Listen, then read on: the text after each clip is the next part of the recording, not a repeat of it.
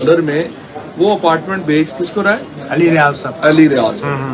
अली रियाज के ऊपर ये तहकीकात शुरू हो गई कि तुम्हारे पास 104 मिलियन डॉलर जो है वो कहाँ से आया।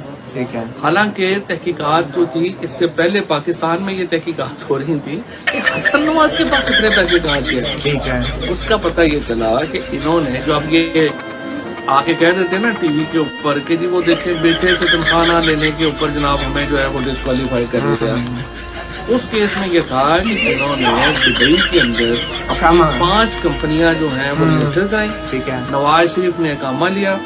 पाकिस्तान से पैसे रिवॉल्व होके जाते थे दुबई की कंपनियों में, जद्दा से पैसे जो हैं वो रिवॉल्व होके आते थे उनकी कंपनियों में। लेकिन मनी लॉन्ड्रिंग के ऊपर नायल नहीं हुए थे नवाज शरीफ। अकामा का एक इशू था, नॉन डिक्लेरेशन था। 2 हिस्से मैं आपको बता रहा हूँ, 2 हिस्से थे फैसले के, 2 हिस्से थे।